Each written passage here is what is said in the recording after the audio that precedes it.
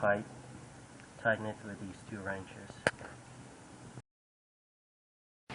Okay, I wanted to quickly explain how this actually works, because as you can see, there's only 1.4 inches of usable thread for adjustment of the height.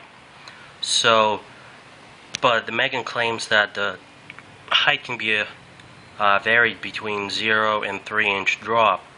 So the way it actually works is explained right here. In this drawing, as you can see, this dotted line is kind of a virtual horizontal line, and this is where the control arm gets attached. This is where the 17mm bolt that we loosened up so the arm moves freely. So the spring is roughly located halfway in the middle of the arm, and this is the wheel.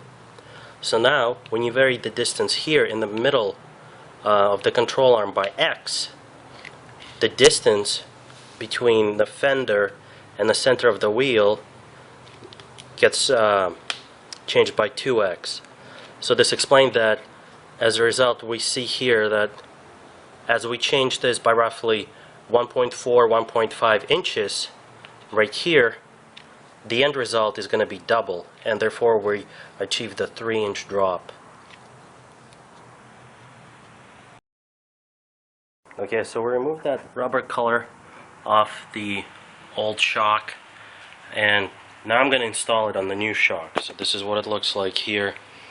There's this little cup, and all you do just kind of slide it on and tuck it in there.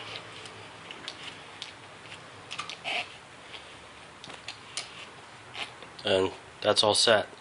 So we're keeping that, everything that was on the top here, that's it. So now we just feed it through the bottom and secure it with this nut that came with the strut.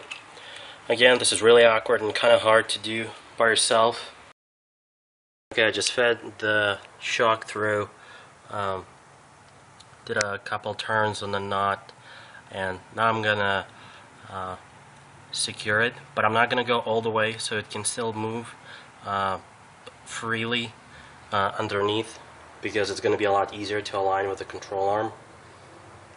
And for this, they've already included the Allen wrench with the coilovers, and it's a 17mm nut, the same that was in the stock.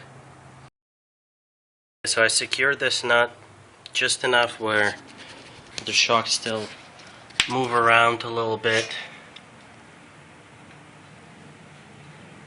So like this. And at this point you just want to turn the bottom part of it so you can align these holes right here. So turn it so it's just perpendicular to the arm so you can feed the bolt through it. And now I'm gonna get the spring in. So I'm about to put the spring inside, but first you have to use the jack to lift up the arm a little bit, and then the way this goes in, you see that the numbers should be readable, so they're not upside down. And you have this washer, this plastic washer at the top right here. So, and then the bottom is just nothing, it just goes in. There's already a rubber washer from stock. And the way you want to align the spring is so that the end of the spring, like right here, so that's how it goes. It's in line with the control arm. So you can see if you just draw a line from the end of it like this, it should be perpendicular to the car and in line with the control arm. Because I think there's, in the boot, there's a little indent right there on the bottom to kind of secure it. So now I'm just gonna jack up the arm and then hold the spring in place and jack it up a little bit more so it kind of can stay in there. While holding the spring in place, I jacked up the bottom of control arm until it just kind of can attach the top and stay in place. And as I said, there it is. There's the end of the spring. So that's where it's supposed to be, right by that hole. So now I'm just gonna lift up the arm a little bit more, and I'm just gonna be aligning the shock and this whole the hub and the rotor assembly, and putting those huge 17mm bolts, and yeah, we're almost done. Backing up the control arm so I can put those bolts back in, and I just wanted to share something I found. It's really helpful to use a screwdriver. So when you align it just a little bit, put the screwdriver in so you can align the hole for the bolt to go in. So that's what I just did right here. So now it's a lot easier to put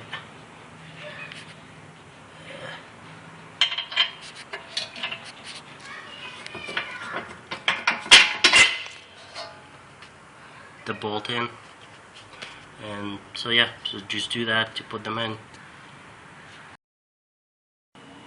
Okay, so I just reinstalled the nuts, those 17mm. I tightened them just a bit. I'm not going to torque them yet. And so those are the two. So the next thing I'm going to do is reinstall the 14mm right here that holds the sway bar. I think it's a sway bar. And then after that, I'm going to torque that bolt that holds the control arm that we loosened up earlier. And this 17mm and those two, all of them needs to be torqued down to 66 foot-pounds. And this one is just really, after you can't, there's not that much thread, so just screw it in all the way, and then just a little bit tight. And so I don't know the torque spec on this.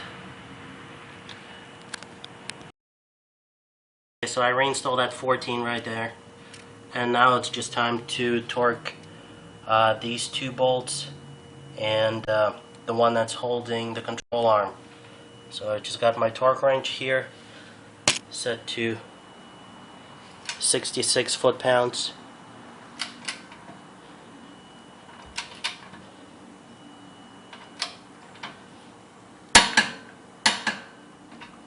And yeah, so do the same thing for the other one, and then for the bolt that holds the control arm. And we're all set here on the bottom. I torqued down those two bolts, that 14 right there, and the bolt that holds the control arm, torqued it down to 66 foot-pounds. So now we're all set there. I'm just gonna do this top shock. I'm not gonna torque it yet. Just get it a little bit tight, and then after I lower the car, I'm gonna torque it down. Okay, so I lowered the car, and now I'm gonna torque down the top nut on the strut. I don't really know the torque spec. Probably just gonna make it 40-50 foot-pounds. 50 might be even too much. But I don't have a torque wrench that will go over like this, so I'll just make it tight. That's about it, and we're done with this. Okay, so right now the rear is set to the max height, and this leaves about 1.4 inches of thread here to lower the car. And at this max height, the car is dropped about 0.6 inches. 0.6, 0.5 roughly.